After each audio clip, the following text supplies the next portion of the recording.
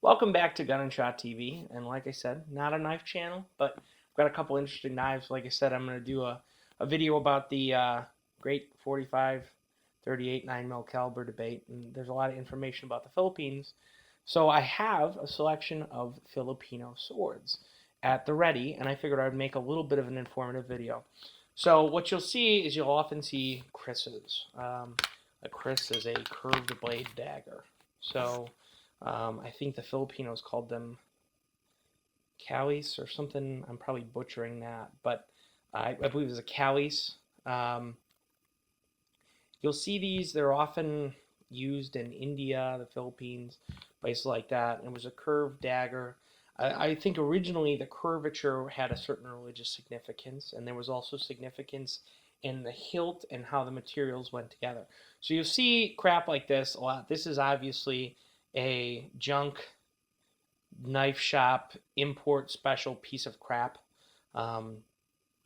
Oftentimes you'll see these, and you can see that the center of the blade is flat, and it was stamped and then ground into that shape. So it's not, it's not an authentic piece. But because it's Gun and Shot TV, and I want to bring you only the finest in weapons of warfare and death and killing, whatnot, so I actually have an authentic Moro Calis or Kris sword. And when you hear that the Moros used a Kris, a lot of people think about a little dagger. No, they used a full-length sword. And you can see that the spine of the sword moves with the blade. So it was forged in this shape and then ground down. And you can see that it has this brass band, and there was some religious significance to the materials used. I'm not 100% sure. I mean, I haven't talked to a specific Moro authority on that, but there was, especially I know in India, and there was significance in, there was some power or force that was contained within the decorative shape at the end here. And you can see this is an authentic one. It's got some decorative engraving, embossing, whatever you want to call it here.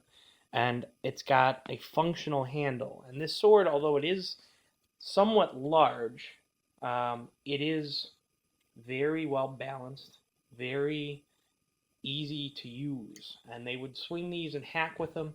They weren't really very good for stabbing because of the curved shape, but they were extensively used in the Philippines by the Moros when they would go Juramentado and attack.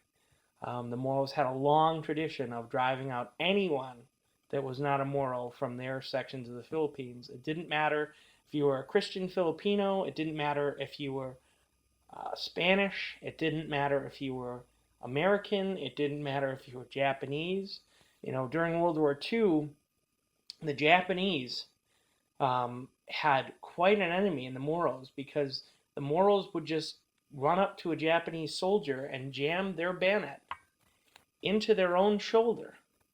Because if your bayonet on your rifle is in your shoulder, how are you going to shoot me? All you can shoot is my shoulder. Well, they'd, meanwhile, tied to your rifle, hack you to pieces with something like this. So definitely an interesting fighting force. And, I think it was one of those amazing, it was one of the few times the Moros really got along great with the Americans. Americans would pay the Moros bounties for heads or scalps of Japanese soldiers.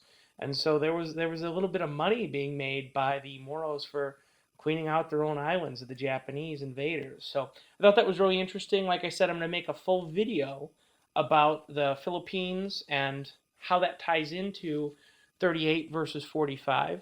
The caliber debate is something we're coming back to now with being over in the Middle East against a fanatical Muslim enemy. It really brings some of the same things that we fought in the Philippines back into the same light. So if you like that, if you're interested in that story, I'll try and do a little bit more in depth with all the different guns and swords and everything at play.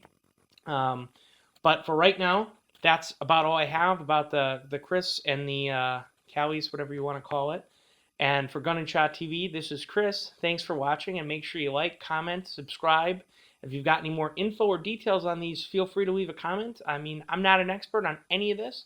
It's just stuff that I thought people would like to see and get a little bit of info. So if you're an expert, feel free to give me as much info as you can in the comments, and I'll throw it in the description if it bears giving everybody that info. So thanks for watching.